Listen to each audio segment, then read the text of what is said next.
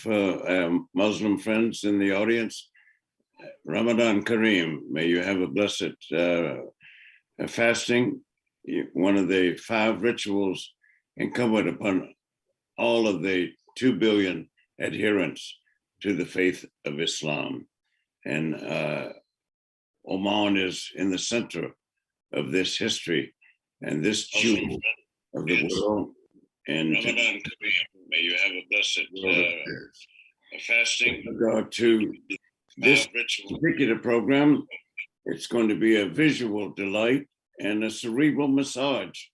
We are going to have one of the world's foremost specialists on Oman, Professor Linda Funsch, a noted educator and writer and author of one of the most impressive books on Oman, focusing on its modernization, its development, and particularly the role of women in general, and in Oman, the role of women in particular. With regard to this country, it's not just any country. Every country is distinct for sure. But this one, for those in the West, will resonate to the land of frankincense and myrrh. And those who are Christians recall that 3 wise men came from the East, bringing gifts to the Christ child in Bethlehem. And they came from Oman, bringing incense and frankincense and myrrh. So this is not just any country with regard to human civilization. Oman also was the first country in Eastern Arabia to convert to Islam during the lifetime of the Prophet Muhammad, peace be upon him himself. And from that point forward, Oman has been a distinctive leader in the Muslim world. Of the 2 billion Muslims, Oman ranks near the top of those that have been the most serene, peaceful, beautiful, worthy of defending, worthy of protecting. And yet so little is known about Oman. But today we're going to have an opportunity to rectify that. In the Middle Ages, Oman's traders went far to the east. They went with the winds, with the tides, with the monsoons. And in China, for example, its prowess and its commercial acumen was so renowned that of all the foreign merchants and business leaders seeking to have trade and investment in China, Oman was elected president. If that's not a hallmark of distinction, it would hard to be imagined what would be such a hallmark. From that point onwards, Oman continued to trade more in the east than in the west, but in the west too, as far as Kuwait and Iraq and elsewhere.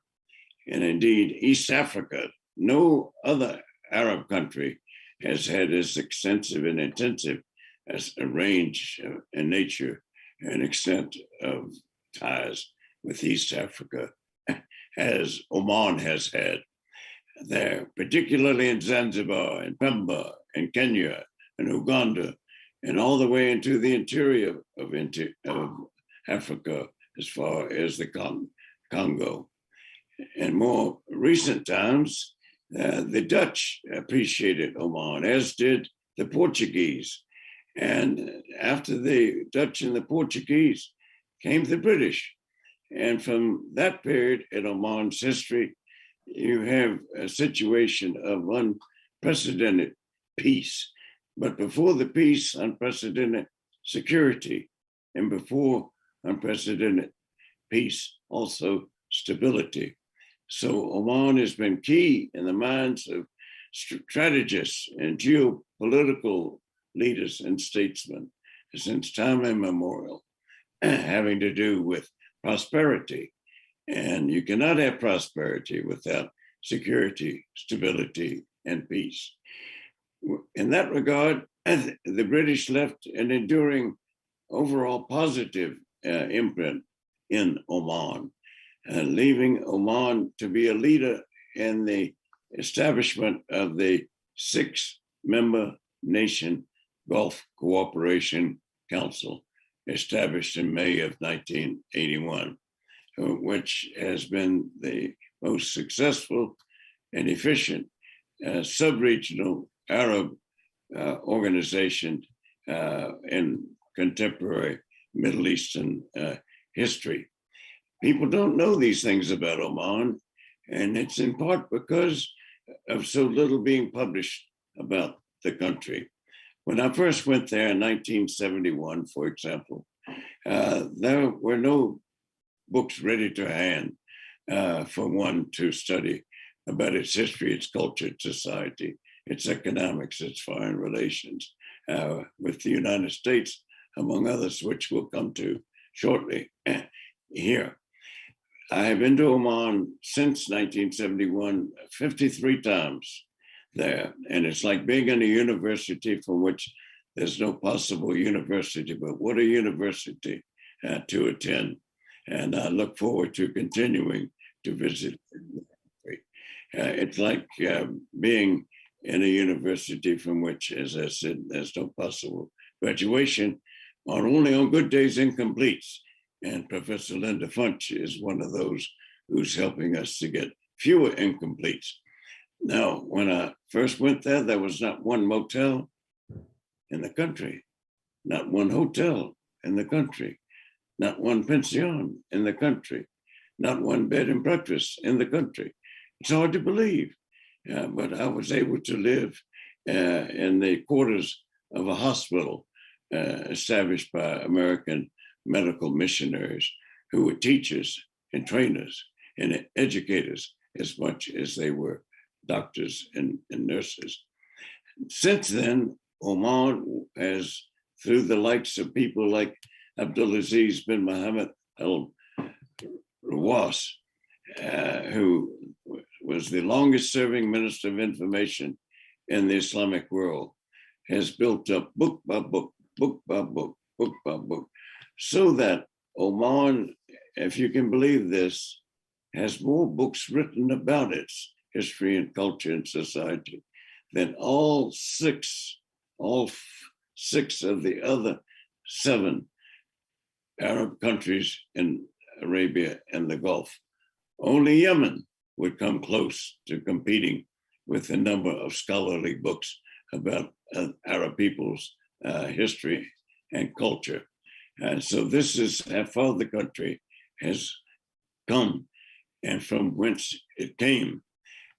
At the time, there were only 6 miles of roads in the country, if one can imagine that.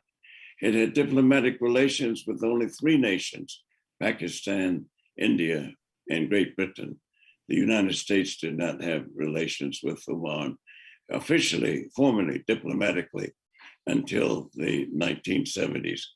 And yet, Oman is America's oldest diplomatic friend. In the 1940 period, Oman sent an ambassador to the United States to New York City on a ship called the Sultana. Sultan comes from authority and power and station and position. This aspect of Oman is also not known. And 1833, 7 years before that visit, Oman and the United States signed a treaty of amity and commerce, or friendship and commerce. And that treaty remains valid to this day. The National Council on U.S.-Arab Relations, which I'm proud to have founded and remain the president and CEO, had as one of its first programs, projects, events, and activities to celebrate the 150th anniversary of that particular treaty signed between our 2 nations. Fast forward, in 1975, His Majesty, the late Sultan Qaboos alia, may his soul rest in peace, came to the United States unofficially, just to visit. But he came in January at a time when it was slow business in the nation's capital. And I was lucky enough to be able to meet His Majesty on that occasion when he presented the first gift ever by an Arab head of state to an American academic institution, of which I was then a member, Johns Hopkins School of Advanced International Studies. He next came again on his last official visit in April of 1983. And I was fortunate to have dinner with His Majesty at the White House with then President Ronald Reagan. So the ties between our two countries are longstanding and they're multifaceted, but they've always had a geopolitical and strategic component in addition to the trade, investment, and technology cooperation in education and training and development and leadership development in particular. Oman presently has 3,500 students in the United States. And each of these is, for the most part, an undergraduate school. And this is just a humanistic aspect of America's engagement in helping Oman to develop and modernize further, which is the theme of Professor Funsch's most recent publication, her book on Oman, which has been translated into Arabic. Now, during this more recent period, 1979 came to pass, and then President Carter was looking for an American friend anywhere because the Soviet Union had just invaded Afghanistan. The country closest to Afghanistan was and is Oman. And Oman reached out to the United States as the United States reached out to Oman to have a cooperative arrangement whereby the two countries would work with others in association with powers greater than themselves to try to roll back the Soviet invasion and occupation of Afghanistan. And what the two achieved was extraordinary in the sense that they drove the final nail in the coffin of the Red Army of the then Soviet Union. And this was just before the end of the 70-some years of international Marxist Leninism, atheistic communism. So Oman was on the tip of the spear. Very few people know this, but they need to know this and appreciate this.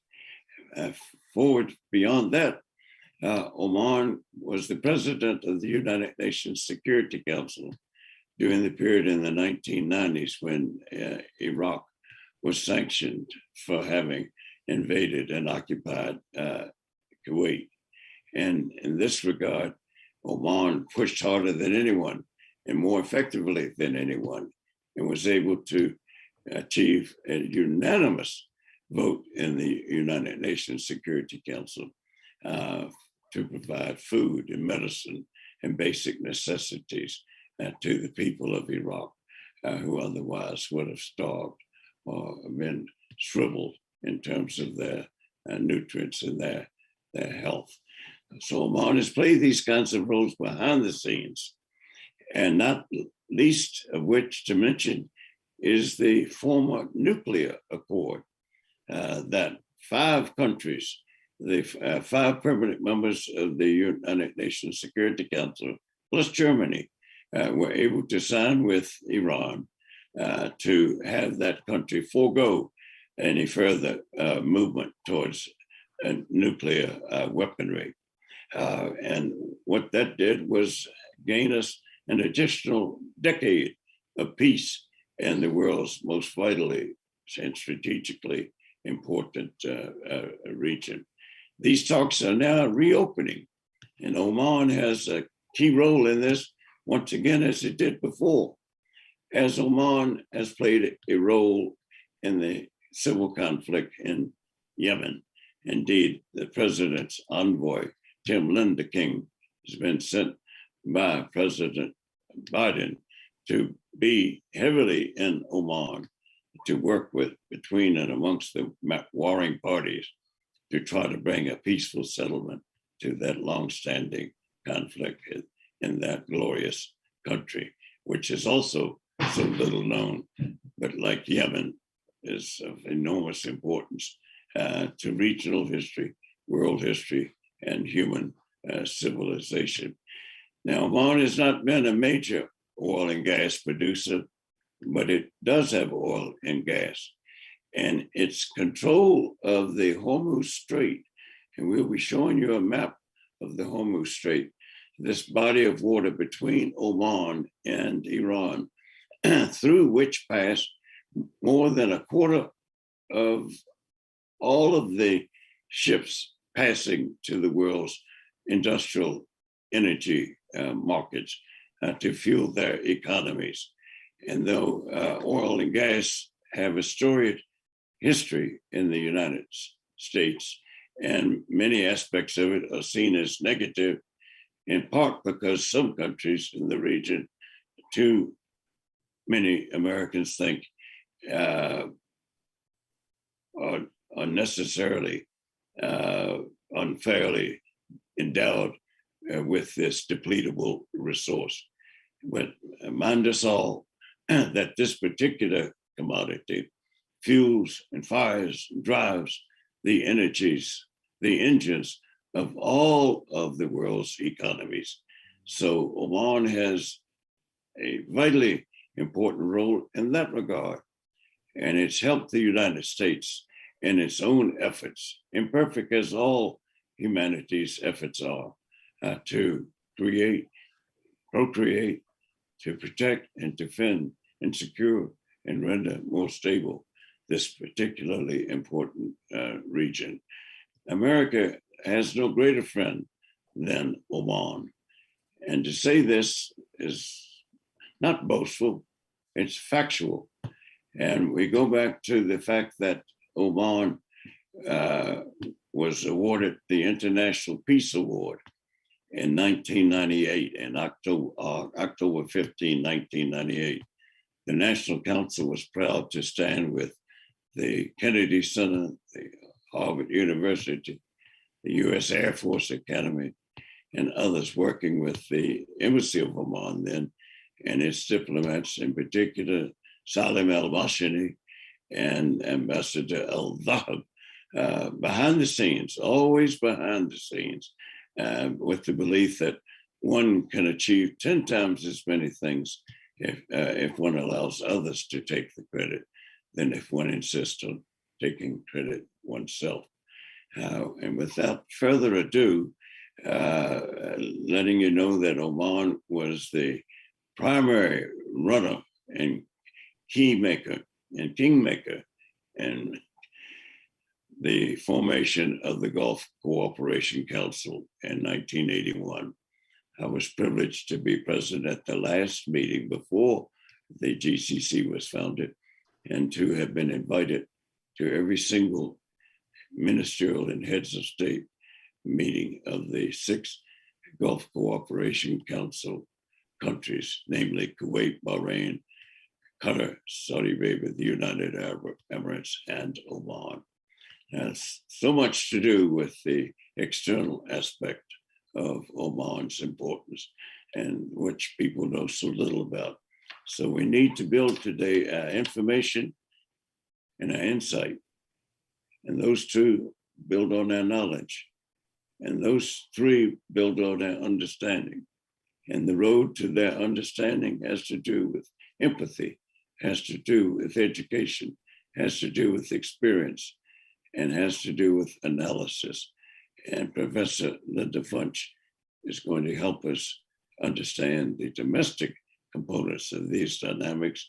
And then the esteemed Badar Al Yazeedi, who Professor Funsch will introduce, will show us what we have to look forward to in this country that needs to be visited, wants to be visited, is open for tourism. Indeed, Condé Nast, the world's most esteemed tourism magazine several years ago cited Oman out of the world's more than 200 countries as the country that most human beings should want to visit as soon as they could.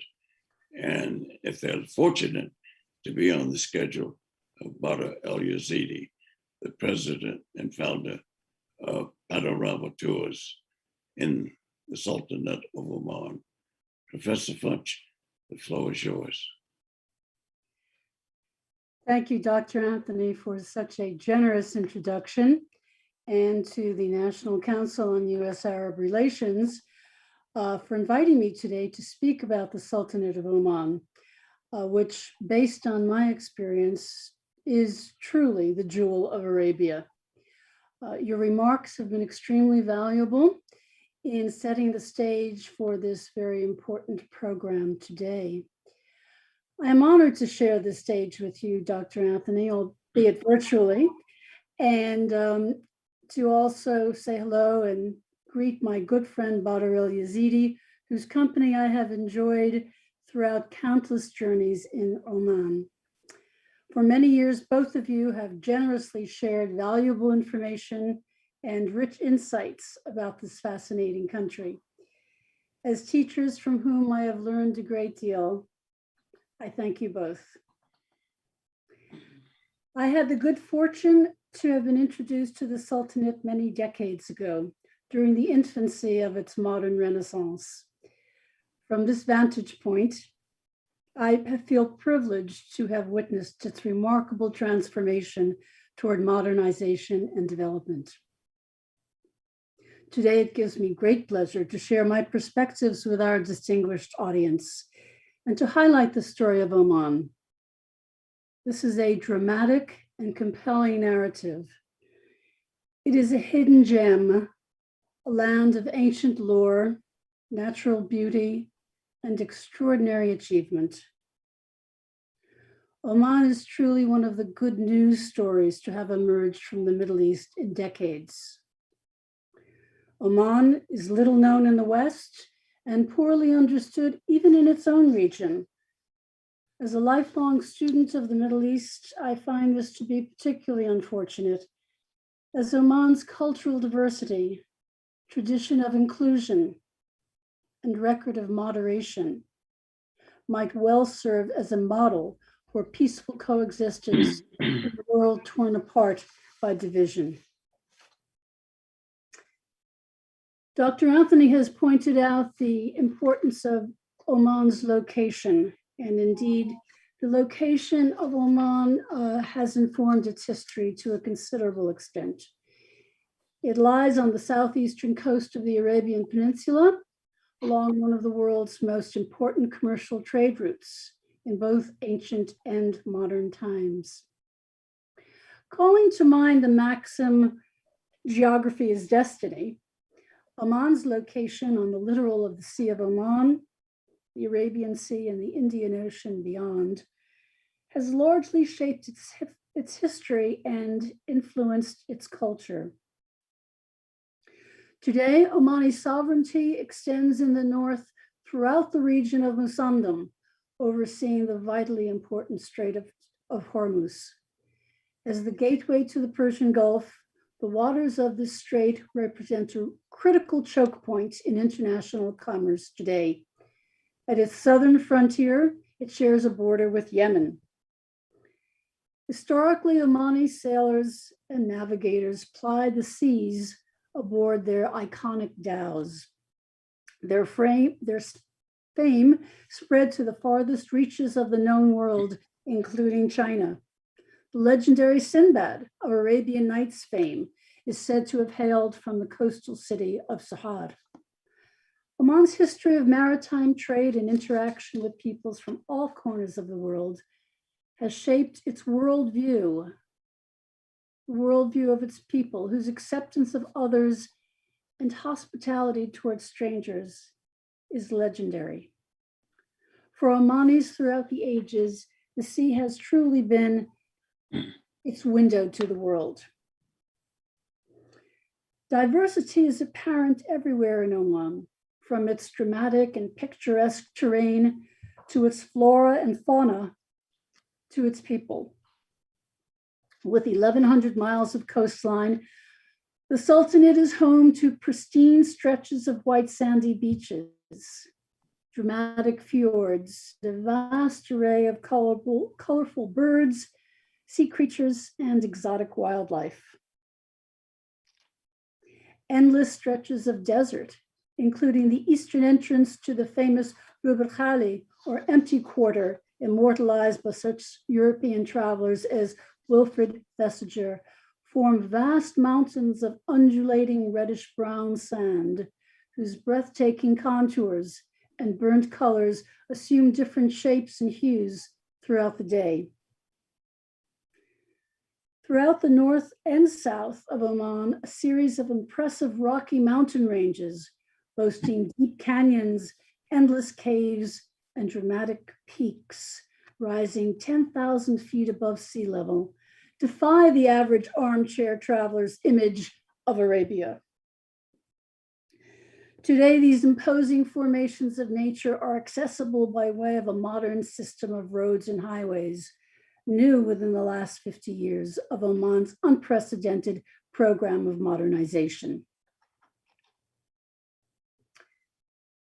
Omani society is a mosaic of racial, linguistic, and religious traditions that coalesce as if seamlessly into a relatively cohesive national body. This was not always the case. To a very considerable degree, national unity is one of the enduring accomplishments of the late Sultan Qaboos, Sultan of Oman, who passed from this earth in 2020 after a reign of nearly 50 years. The people of Oman are kind, self-effacing, and generous. Not given to hyperbole, they are polite and understated in a way that puts visitors at ease. While the Sultanate is very much a country on the move, bent on modernizing and adjusting to challenging economic realities, a certain serenity pervades the land. For me, a place of Zen. Following the death in 1856 of Sultan Saeed bin Sultan, who represented the zenith of the Omani Empire, Oman's fortunes waned, and Oman largely faced the world from afar. By the mid-20th century, Oman was a virtual terra incognita, a hermit kingdom, impoverished, isolated, and virtually unknown. With the ascension to the throne of His late Majesty Qaboos bin Saeed bin Taimur in 1970, Oman's fortunes were reversed. Sultan Qaboos set his country on an ambitious course of development, uniting his people as he reintroduced the Sultanate to the international community of nations.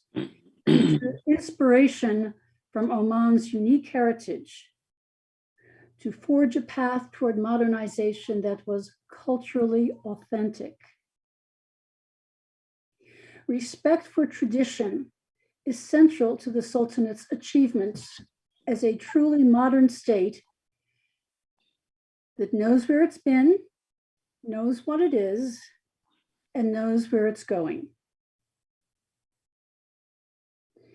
Women have played an essential and varied role throughout Oman's long history. No more so than today, where Omani women, encouraged by their country's leadership, have assumed their rightful place at the table of progress. Drawing on history, Sultan Qaboos often reminded his countrymen of the role that both men and women would play in Oman's development. Using the metaphor of a bird that needs two wings to fly, He granted women unprecedented opportunities to excel in every field. Today, indeed, they do, as they are represented as cabinet ministers, ambassadors, and members of parliament, teachers, doctors, business owners, receptionists, drivers, and security personnel. Oman is a story that begs to be told. A good news story in a region beset by rivalries and bloodshed. Oman has pursued a path of peace.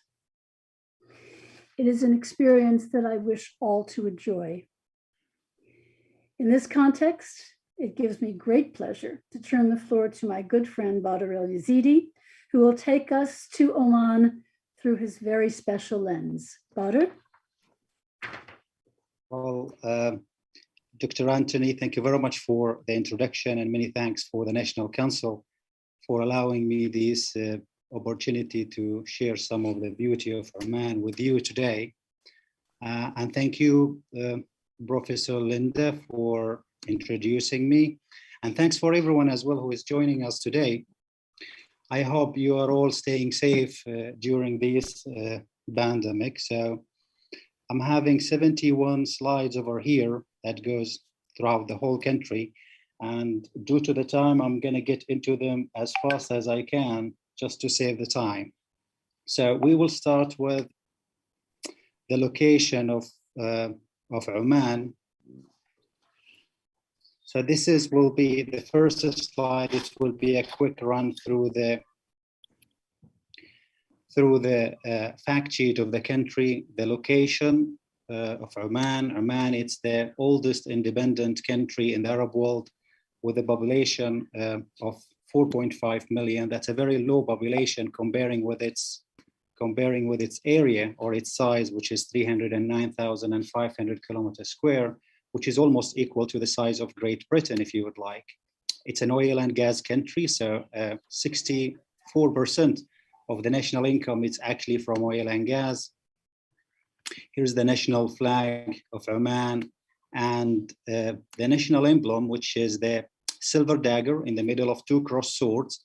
This silver dagger is still worn by the Omani gentlemen in official days, as well as by the Omani officials. These 70 slides today, they would be from various areas in Oman, starting from Muscat, the capital, Nizwa, the ancient capital, and the Hajar mountain that spread for 700 kilometers in the north of Oman, the empty quarter, Sharqiya sands, which is bought from the empty quarter actually, and Musandam right at the top of the Strait of Hormuz, and Salalah, which is the capital town of the southern province, Dhafar, and Sur, the maritime town of Oman.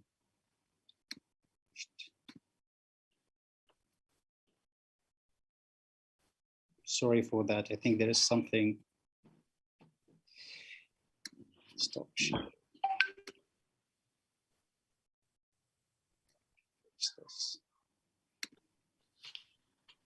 Yeah, we have two of you, but two for the price of one.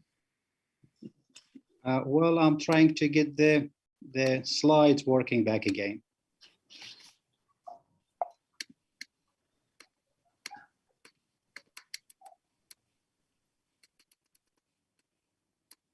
Yeah, so we're back again. We'll start first with the capital province of Oman, which is Muscat. That consists of 6 towns, including Muscat, the one you've seen on the picture over here. So to the right is the official palace of Oman, the building with the golden columns and the blue columns just to the right. This part of the coast of Oman, Muscat, it had been captured by the Portuguese in the 1500 for almost 135 years because it's a safe port for them to help them to get into India. So they rebuilt 2 forts around the famous port of Muscat, which is right behind the palace. Here is the 2 forts that built by the Portuguese in the range of the Omani fort and still used till now. Here is one of the delegation actually of the National Council during touring Muscat. In the back of the palace, we were viewing the famous port of Muscat, and just to the left there, you would be able to see Al Jalali Fort. The delegation or the programs of the National Council when we are in Muscat, it would include visits and meetings with Oman organizations as well as senior government officials. Like in here, we are having a group picture after meeting with His Excellency Abdulaziz Al-Rawas, the previous advisor of Sultan for cultural affairs. Matrah, which is not very far from Muscat, it's the sister town of Muscat, well known for its port, which is totally converted into a cruise terminal now. So in winter time, we would have like 1 to 2 ships actually visiting the Sultan Qaboos port. It's also famous for its souk and its fort. Matrah, it has an amazing contrast actually of the blue sea, of the Sea of Oman, the old buildings along the Corniche, the fortification from the 1700. The fort to the left here, it's also built by the Portuguese, and that's where I snapped the previous picture from. And also the majestic Hajar Mountain on the background. Matrah is also famous for its souk, which is probably one of the oldest souks in Arabia. It's famous for selling many types of goods like silver jewels, clothing, frankincense. But one of the things that I really like in places like Matrah, which is a town that it has a lot of contact with the outer world, and especially with East Africa and India, it's that mix of style of construction that you could see. So if you would look into the lower right of the corner, that minaret, it seems for me, it's more influenced by the Indian architect. And more just to the left of it, there is another one which looks for me more Arab. And everything is just sort of goes really well with that watchtower from the 1700 right behind it. The Sultan Qaboos Grand Mosque, it's the famous landmark in Muscat for its architect, for its quality of materials that they use for the construction. So a sandstone from Rajasthan, India, marble from Italy. They build special machines to build some of the columns of the marble for these mosques. A full factory being built in Iran to make the carpet, wood from Burma. It's a stunning building. Here is a view of the main gentleman prayer area to give you a sense of the size of it. The chandelier up there, it's 8.9 tons. So this room here could fit about 600,000 person to pray at the same time. 600 person worked for almost 6 months weaving all these carpet around the columns so it's one piece. It's a stunning building, must visit. Another landmarks of Muscat actually is the Royal Opera House, which is the first Royal Opera House built in the Middle East. The 40-ton stand of the Royal Opera in Muscat can move backward and forward as an opera and orchestra, depending on how they want it. And the ceiling can be dropped or rise up for the best sound result. So Muscat, it's beautifully situated between the Sea of Oman and the Hajar Mountain, as you see in the picture over here. The main way of transportation, actually not just in Muscat, throughout the whole country, is by road. It does make sense when you're having a low population spread in a huge area, and most of the development it actually goes horizontal than vertical. But still, we have 3 more airports apart from Muscat international airports that you could fly with the Oman Air. And there is also the National Ferries Companies, which is one of the fastest and the latest ferries that you could travel with from Shiraz, for example, through the Strait of Hormuz to Musandam, or even from the mainland into some of the islands like Masira Island. The picture in here actually for the State Council, which is located in a village, beautiful village actually called Al Bustan, and it's part from the old town of Muscat. One of the things that I really like more in here, it's that scenic road that's connect this area into Muscat once through those volcanic rocks and along the sea. The business area of Muscat, from the picture, you might realize the regulations of the government or Muscat municipality in construction here.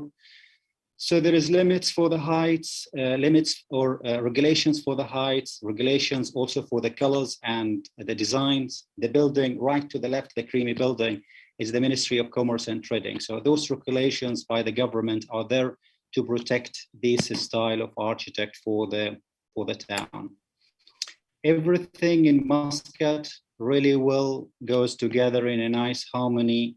The ancient building, like those houses with the balconies, that some of them dated back more than 200 years ago, the mosque, the new buildings, as well as the fortification on the back from the 1700s, the watchtower, the water, as well as the mountains on the back. Most of the towns and the cities actually of Oman are well known for their city walls. Bahla, for example, it has a wall that's run for 12 kilometers. This one in here, it's the Gate of Muscat, which is built for the memory of the Gate of Muscat that's full just right in the mountains to the right of the picture.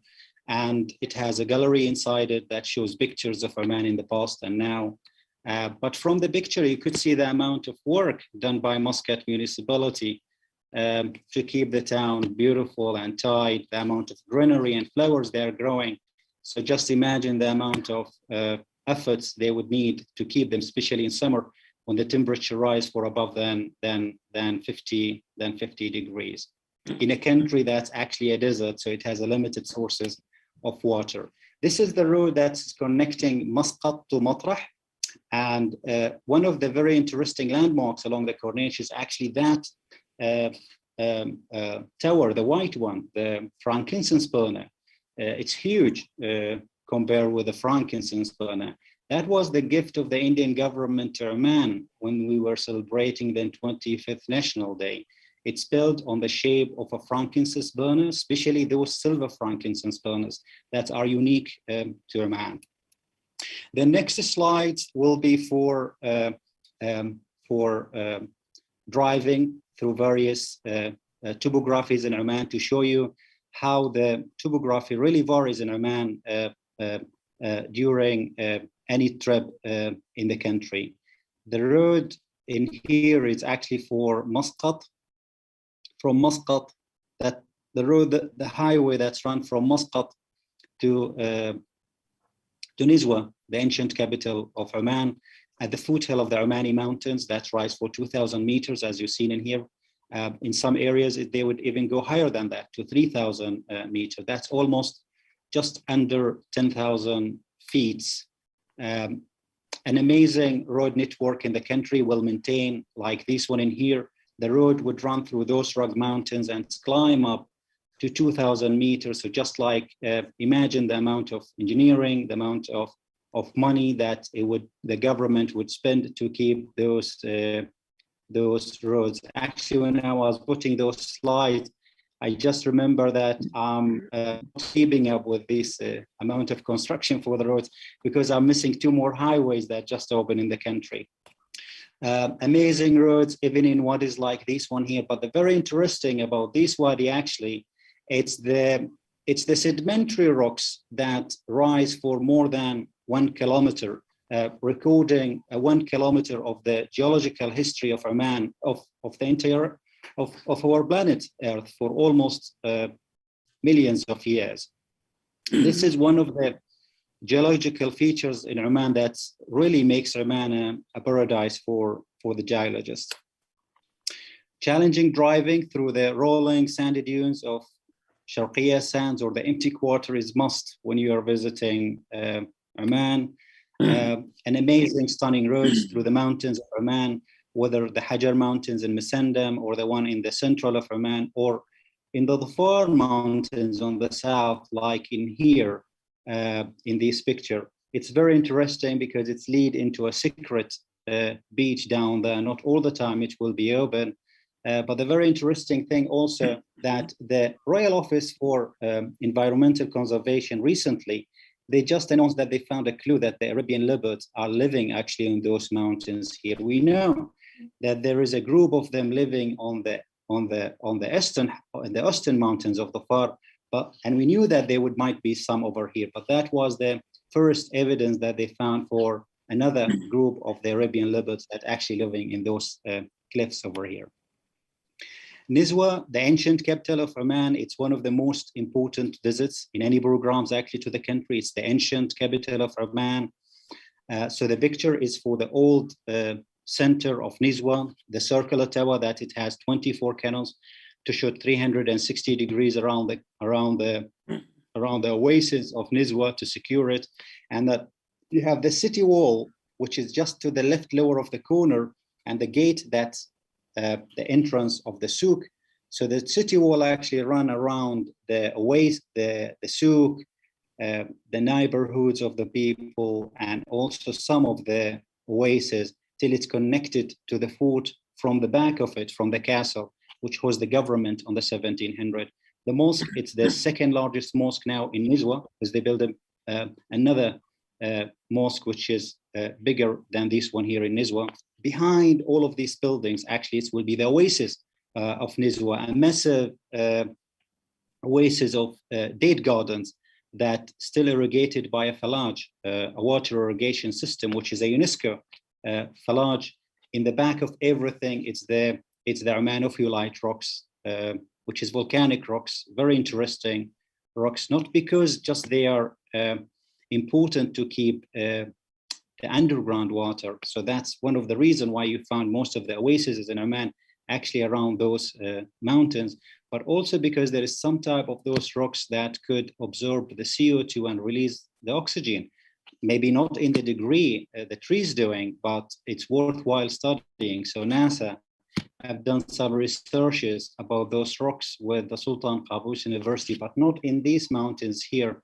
It's actually in the ophiolites of Samail ophiolites. So Oman has more than 500 forts and castles across the country. Here it's a picture of me and Patrick Monsino, the Vice President of the National Council, and Jum'a. After we had a group visit to the most beautiful castle actually in Oman, it's Jibreen Castle, the building to my right here. Everything, all that white on the back is actually clouds that's covering the Hajar mountain. But sometimes in wintertime, you might get snow in those mountains. To the left here, if you would look just right above the flag, that would be the highest peak in the country. This picture is from the interior of the castle of Jibreen. So actually these rooms are called the moon and sun rooms. It's the most beautiful rooms in the castle. Here where the state, the head of the state of Oman would, in the past, in the 1700, would meet officials. So a room just like or equivalent to the Oval Office in Washington, in the White House. It's well known for those rooms, for those windows just right below the ceiling, because they give the name to these rooms. They let the sun during the daytime and the light of the moon and the light of the stars during the night. All the decoration on the ceiling is from the 1700, and it's reflect what is on the carpet down there. It has an amazing system for air circulation that could keep the building or cool the building down with more than 10 degrees comparing with outside. And also it has a secret tunnels that goes through the walls into different rooms, as well as the guards could walk on those secret tunnels and watch people who are passing through some of the gates in the mosque, in the castle. Back to the souk of Nizwa, which is very famous with different departments. This one here from the department of, or the East souk, which is famous of selling spices, seeds, nuts, farming equipment, dates and date syrup. There's another section also, or a department that is a specialist in handicrafts, the one you see over here, which is specialist in selling all of these potteries or silver jewels and the silver daggers that are still made and sold and that's still made in Nizwa. Nizwa as well, it has a very famous auction for animals every Friday, as you see on the pictures to the left. The dramatic Hajar Mountains in Oman spread for more than 700 kilometers in the north of the country. The picture over here, it's actually for the Grand Canyon in the Hajar Mountains, just nearby from Jabal Shams, which is the highest peak in Oman. So somewhere to the left of the picture, it will be the highest peak, which is 3,000 meters above sea. Just in front of that fence, there would be a drop of like 1.5 kilometer, that almost 1 mile. So 1 mile deep canyon, but it's unlike the American one, which goes forever. This one almost its end like in a few kilometers more to the right side of the picture. In this harsh environment in the mountains of Oman, people have lived and cultivated in terraces to the side of the wadis and in man-made terraces, like on the pictures here in Jabal Akhdar at 2,000 meters, where people are still growing pomegranates and Damascus roses, raspberries, and olives just recently. These trees have been introduced 2 or 3 centuries ago into the mountains here. Such a trees cannot grow in this temperature in the Middle East, but because of the altitude that caused the cool air in here, those type of trees were able to flourish inside in these mountains of Oman. Another stunning village like this one here with that majestic mountains on the back that's rise for close from 1 kilometer. People in Oman still live in villages like this one. If you look into the right side of the picture, there is electricity villas that's run all the way to the village. So they have electricity, they have water, they have 4G internet service, and the government also provide free transportation for all students all around the country.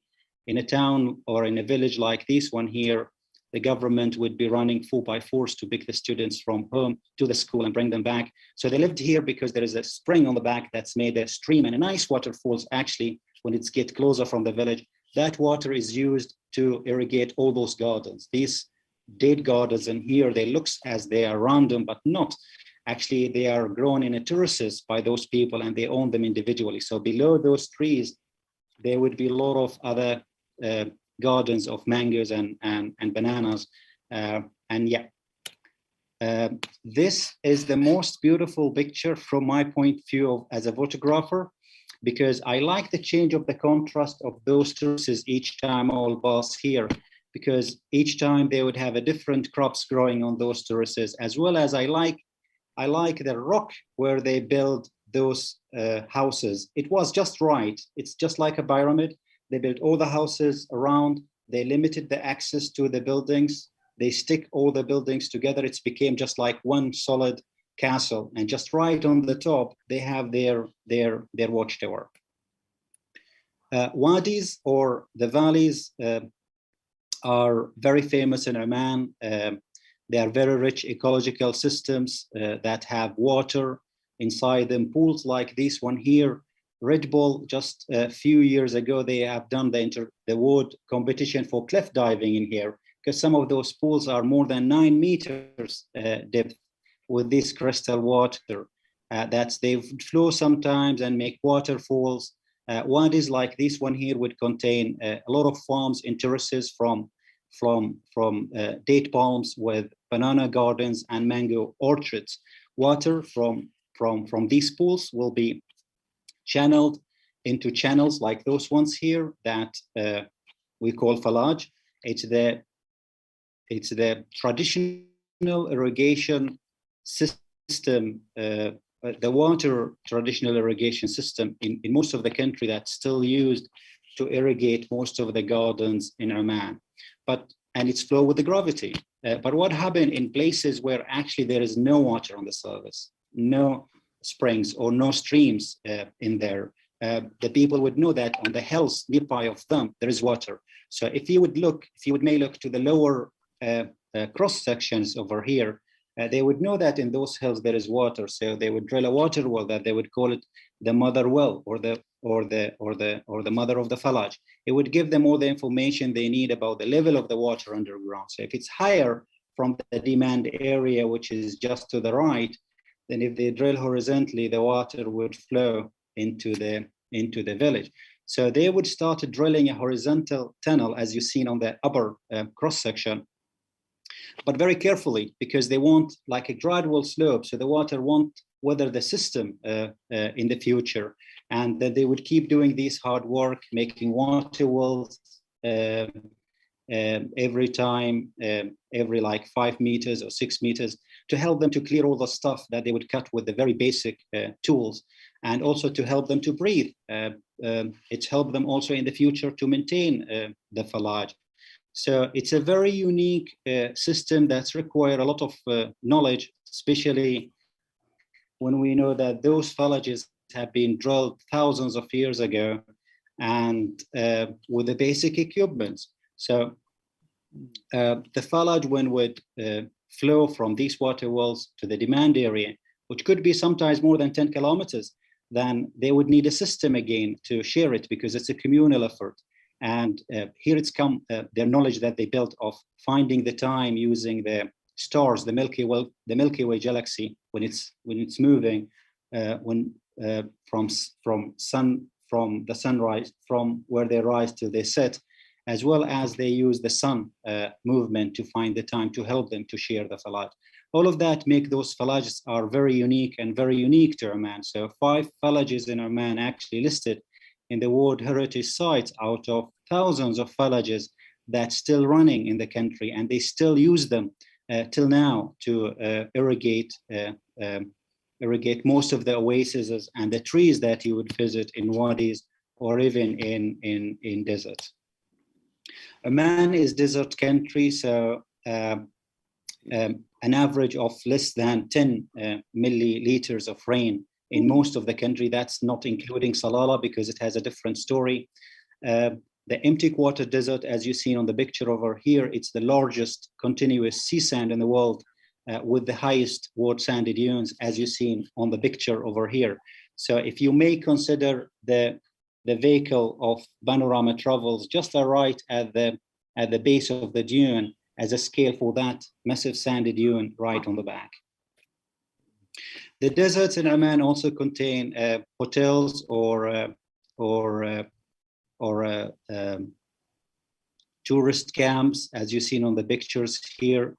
This one that we used that provide an authentic experience of an overnight on the desert under domes of stars surrounded with golden sandy dunes. So it has units, which is traditional tents connected to a private shower and a toilet. This is how the tents are look from inside actually. And they have also chalets like those ones here.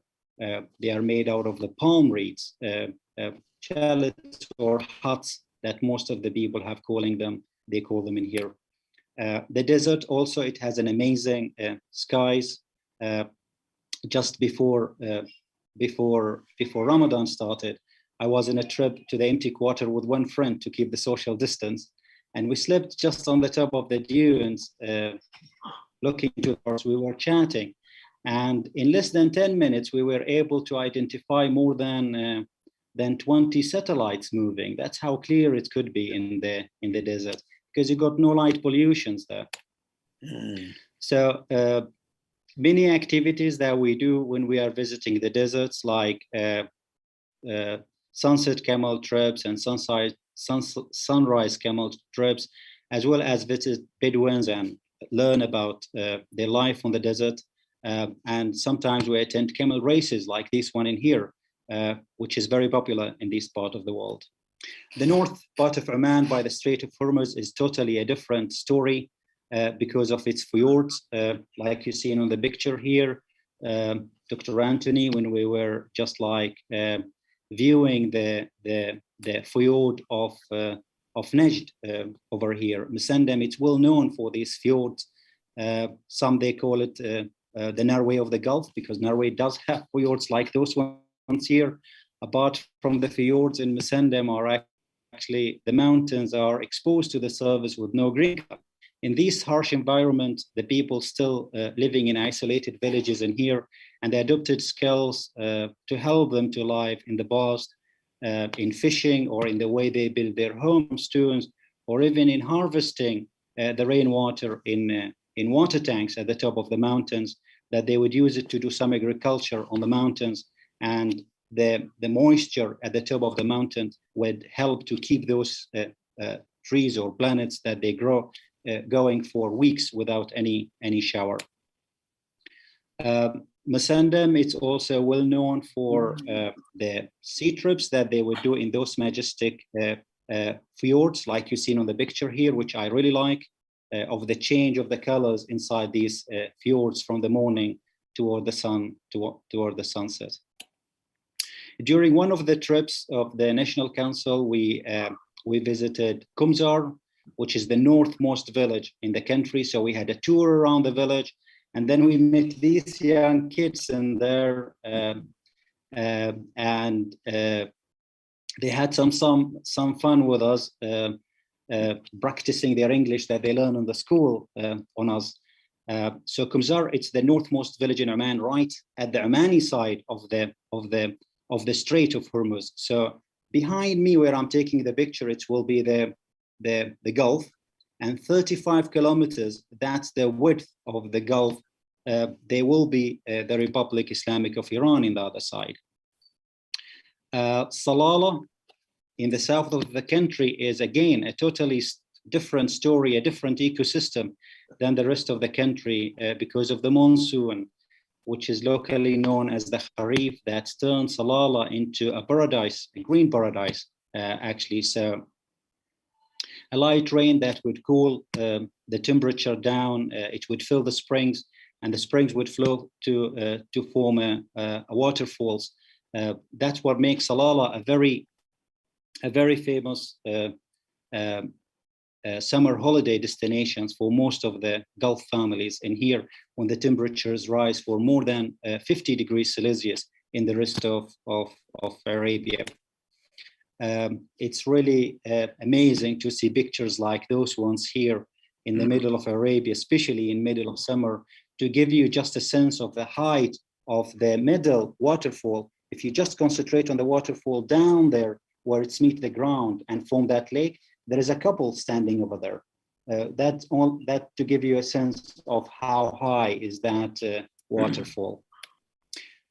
It's get as green as on the picture over here. This is the famous Wadi of Darbat, just right after the monsoon. Salalah, or the land of frankincense, is also famous for its archaeological sites, like this one here, which is dated back to 1000 BC.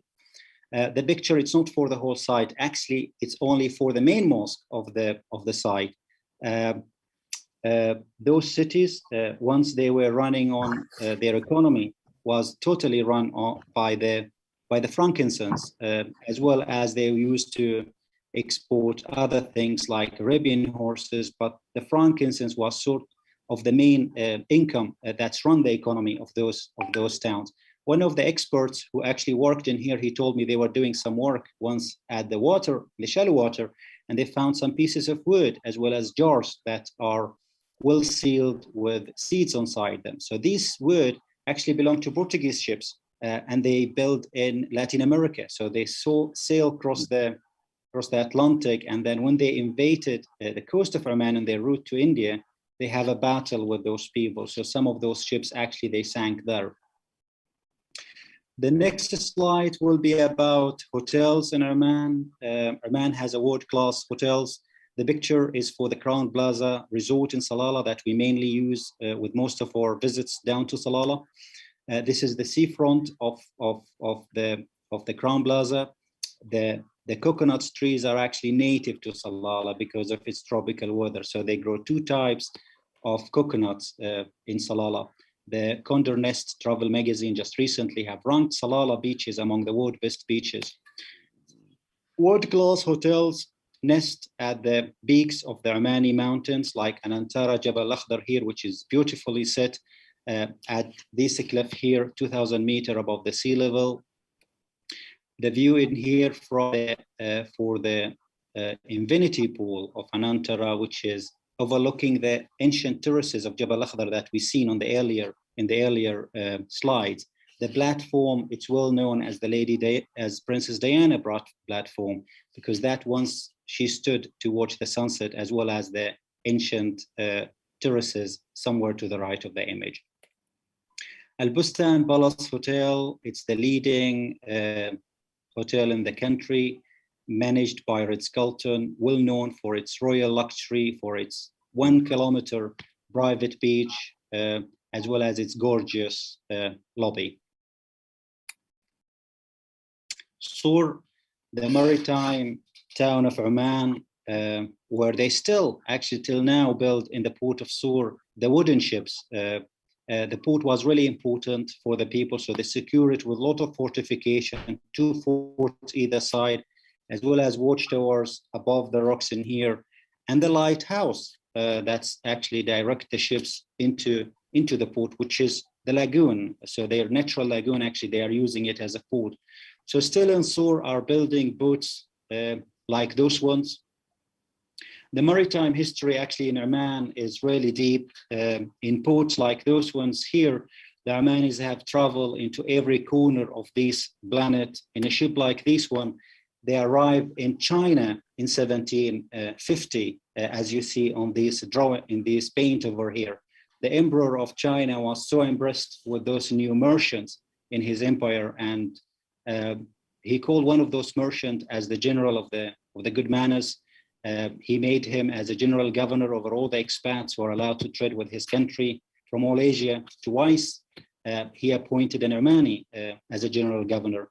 This is showing us how Oman was really important at that time, and what a great role it's played on this part of the world. And still, trips to many places, and here one of the great trips, and this time to America, to strengthen the relation between Oman and America after signing an agreement in 1833, a treaty for amity and commerce. In the 1840, the first Omani Arab ambassador arrived to New York. In this trip, and the gifts of this trip actually have made your Congress to go in 3 days of debates to allow the president to accept those gifts, because they weren't such a law to allow him to accept those gifts. So while the Omani ambassador was trying hardly to convince the president to accept them under his capacity as a president rather than his personal capacity, the Congress founded the law after 3 days. So eventually those gifts were accepted under the capacity of the president as a president rather than his personal capacity. That law is still valid up till now. So Oman, your friend and your partner for over than 200 years, actually it's the reason behind finding these laws. Trips to every corner in this country from the beginning when they were traveling in boats from reeds that's covered with leather to make early contact and interact with the ancient nations, from the ancient Egypt, East Africa, to the Indian subcontinent, and as far as to China. These early contact and interact have shaped the Omani nationality and contributed to the build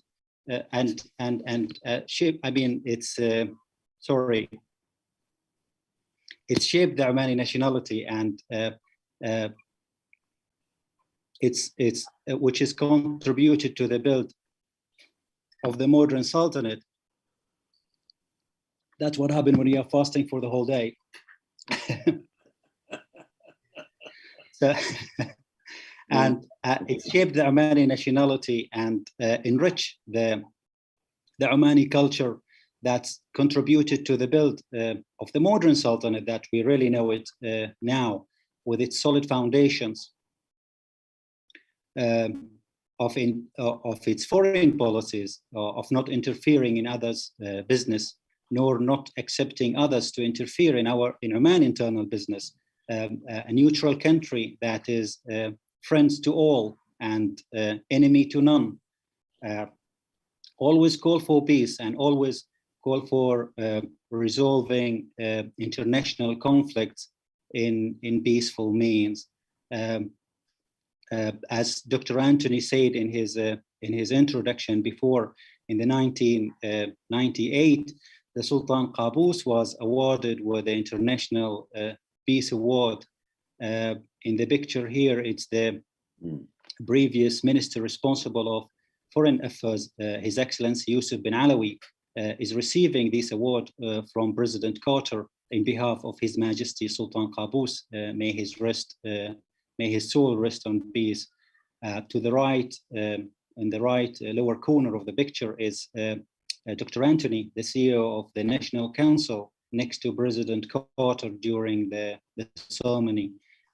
Just a few weeks ago as well, the Prime Minister of India have announced awarding His Majesty Sultan Qaboos with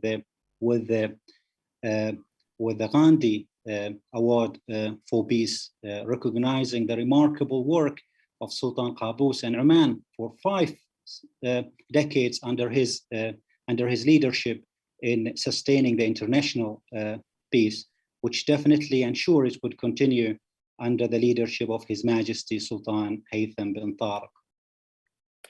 Well, in the other hand, you, our friends, the Americans, were great travelers too. So you see the Saturn V just landed in the empty quarter.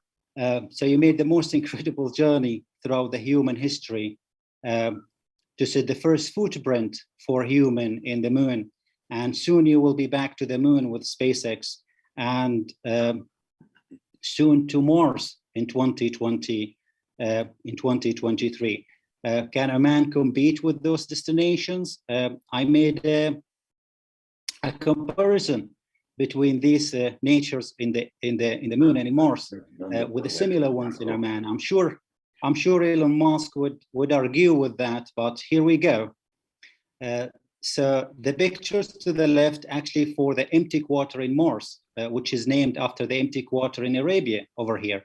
The picture to the left is released by NASA, and I downloaded from Al Jazeera Twitter account, while the picture in the right is a shortcut that I took from Google Map for the highest sandy dunes in the empty quarter in Oman over here.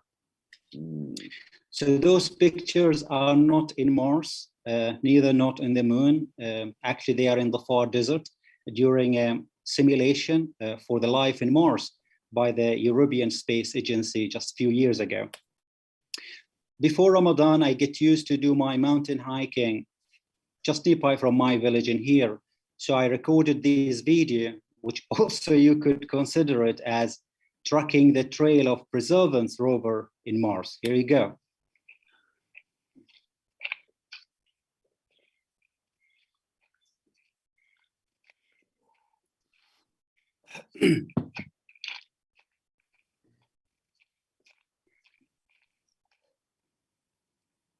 Well, actually, Oman, it has much more than the moon and Mars nature.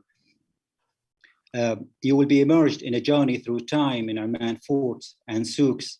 You will be charmed by the Omani people, by the smell of the frankincense, the gift of the kings in every corner, and the taste of the Omani halwa, which in every welcome, which is a dessert that is unique for Oman, again, with its za'afran taste and the rose water on it, which is from Jabal Akhdar. A lifetime journey in a country that still conserves a balance between traditions and between modernity and traditions that spans over than 7,000 years ago. Ladies and gentlemen, thank you very much for your time today, and I hope that was enjoyable and informative. If you would need any further information, you may visit our website, panorama.travel, or follow our social media accounts. Looking forward to welcome you in the Sultanate of Oman, despite the fact of the pandemic that we are all living in now. We are praying and we are hoping it will over soon, so we all could travel back again. And we reunited with our loved ones in America or in Canada or in India or in China or in Germany or in Italy or in Qatar or in Bahrain or in Saudi or in Yemen or in Salalah or in Muscat or in Nizwa, or maybe in Jabal Akhdar or the empty quarter, whether the empty quarter in Arabia or those who will be living in the empty quarter of Mars soon. Ladies and gentlemen, Ramadan Mubarak for you, your friends, your families, and your loved ones. Thank you very much. So, Dr. Anthony, you have the microphone.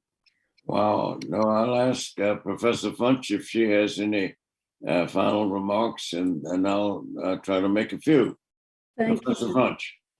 Thank you. Thank you, Dr. Anthony. And thank you, Badar, for transporting us back to Oman via the magic carpet of modern technology. This has been amazing. What an enchanting view of the Sultanate for all of us to enjoy. You have made us nostalgic, and I, for one, cannot wait to return. I wish to you and to the people of Oman a safe and rapid deliverance from this dreadful pandemic, so that we may once again be reunited and enjoy each other's company and the beauty of your magnificent land. That's all that I have to say, but I will thank Dr. Anthony again for permitting me to appear on this platform today, and certainly welcome any of your closing remarks. Thank you, Doctor. Thank you, Professor Funsch. And Badar Al Yazeedi, that was a tour de force. I mean, that's not an American phrase. It's a French one, but it suggests, embodies the concept of something just simply marvelous. That really is beyond description in words. What you have shown us is beyond comparison. I don't think anyone who has viewed this has ever seen anything quite like it. In the United States, in most American cities, because of the pandemic, movie theaters, films, cinemas are closed to public gatherings, with only a few exceptions. But what you have done, we've set with you. Even though you're thousands of miles away, it is as though you're right beside us, right in front of us, right behind us.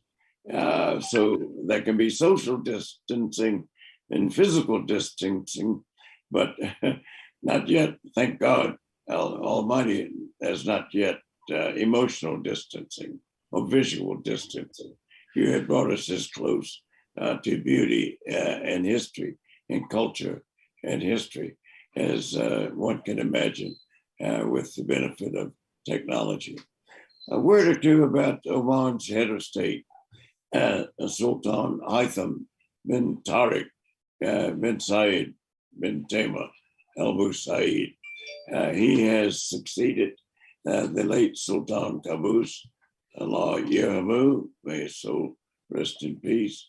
With regard to his background, there's a continuity here that itself bespeaks tradition and modernization, all rolled into one. Before becoming the Sultan, the head of state, he was heavily involved in the country's Ministry of History, Culture, and Heritage. And there are other leaders in the country, for sure, no question about it. Every country has leaders, but few countries have statesmen. But Sultan Haitham stands in that category as a statesman.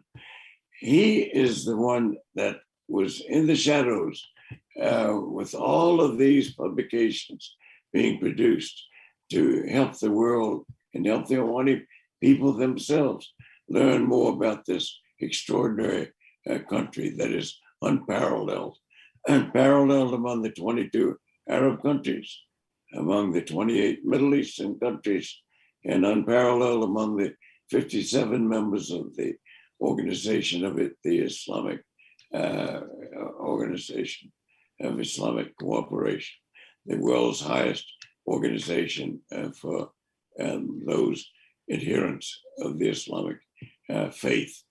And during this time, he also oversaw and straddled the Sultanate's ambitious moves in the environment.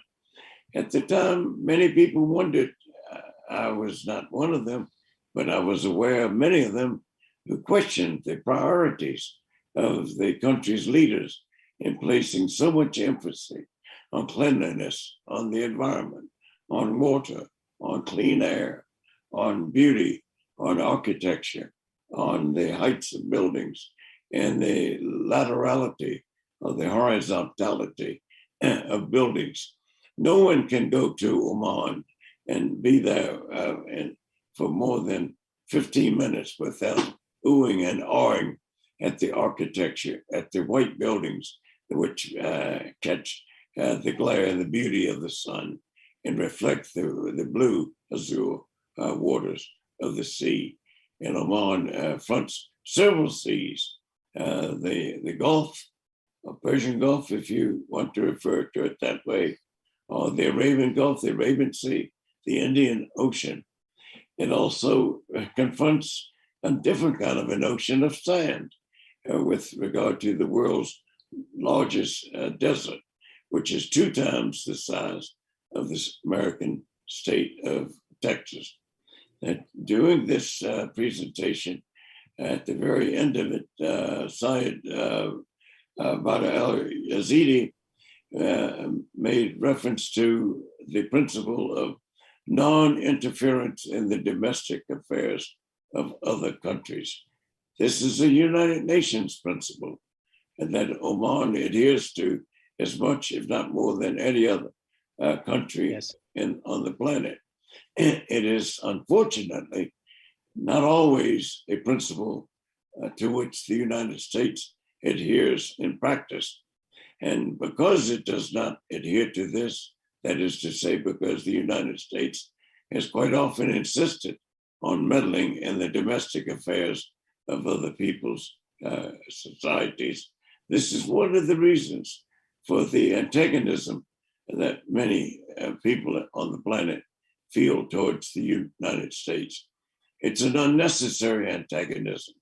It is seen as America having been provocative, but it's a behavior characteristic that can be changed.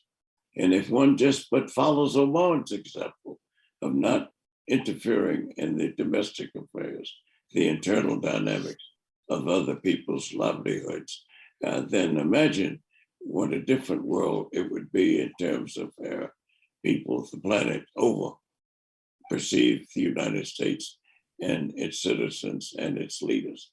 Now, with that example, it really is the manifestation of the golden rule: do not do unto others that which you would not have done to you.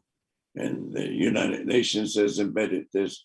We give voice and rhetoric to it, but we do not always practice what we preach.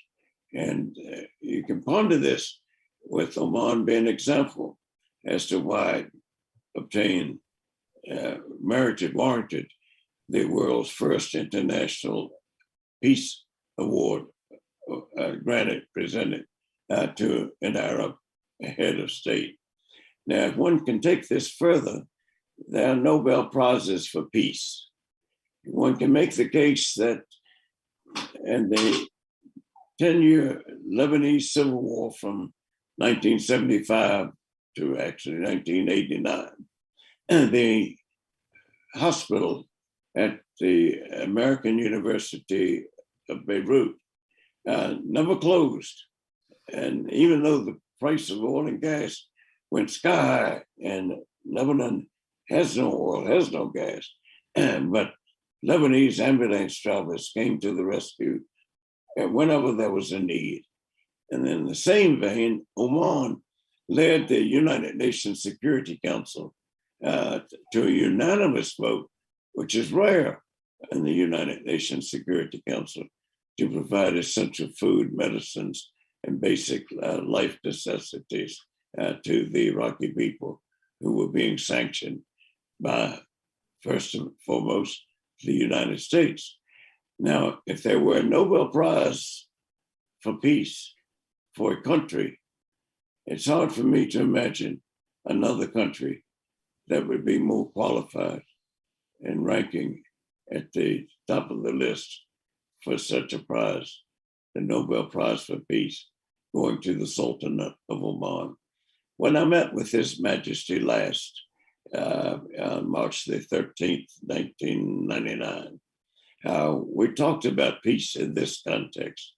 And I've never met a head of state who is more genuinely interested in peace and who talks and walks when he talks about peace. And he's known for this. Before he passed, he was one of the most revered of all the heads of states in the 22 Arab countries, ranging from Morocco to Muscat, Baghdad, Berber, Algiers, Aden, and Alexandria and Aleppo in between. So there's a candidate there. Go to Oman, go see that what Badar Al Yazeedi has shared with us is not made up, it's not doctored, it's not contracted out to some tourist agency or travel agency. Ask any visitor to the country, would you go back? All of them, I bet you, to say, would go back at the drop of a pen. I've been back 53 times and I long to return again. We thank you for sharing with us and letting us share with you a cerebral massage, a virtual delight in terms of exploring Oman, the jewel of Arabia. We look forward to future events of this nature, where we go beyond the politics, the strategic issues, and the geoeconomics, and to share with you what the National Council on U.S.-Arab Relations is all about, namely education, education, education. Thank you and good day.